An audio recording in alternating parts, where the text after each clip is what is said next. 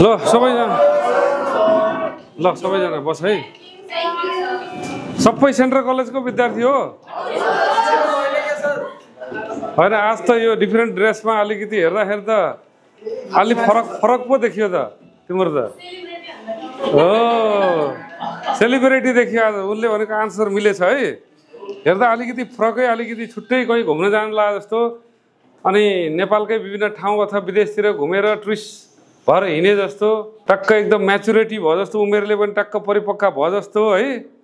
हेर्दाखेरि साह्रै राम्रो देखियो। ल सर्वप्रथम जुन घले गाउँको फिल्ड भिजिट छ स्टडी अन्तर्गतको, तपाईँ बिएचएमको विद्यार्थी भाइ बहिनीहरू सेन्ट्रल मोडल कलेजको अब लमजुङको घले गाउँ भनेपछि पपुलर ठाउँ हो, टुरिज्म एरिया हो, जहाँ चाहिँ होमस्टेहरू छ।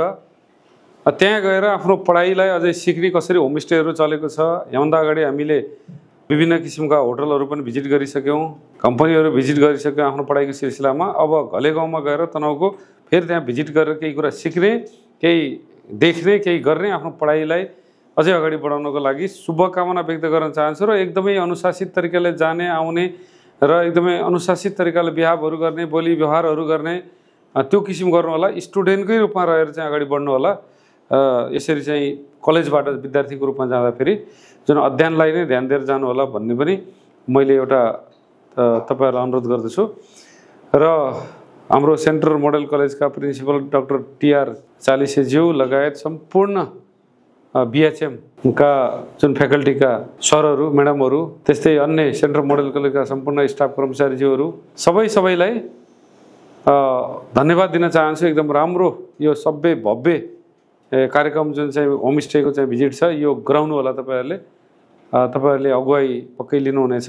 सेन्ट्रल मोडल कलेजका बिएचएमका विद्यार्थी भाइ बहिनीहरूको जुन घले गाउँ, तनहुँको घले गाउँमा गएर जुन चाहिँ एजुकेसनल टुर अन्तर्गत घले गाउँ गएर होमस्टेमा बस्ने, त्यहाँ हेर्ने, कसरी चल्यो भने बुझ्ने जुन कार्यक्रम छ, यो कार्यक्रमको सफल होस्। तपाईँहरूलाई सफलताको शुभकामना दिन चाहन्छु। धन्यवाद है।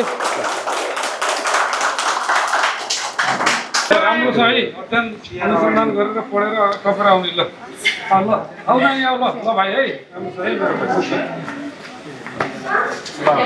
राम्रो गरेर है त।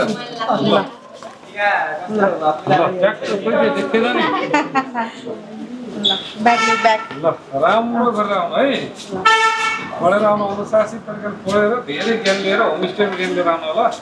कसरी चल्छ भोलि बिएचएम गरेपछि होमस्टे खोलेर चलाउनु पर्न सक्छ। ल धन्यवाद है। ल नानी है, राम्रो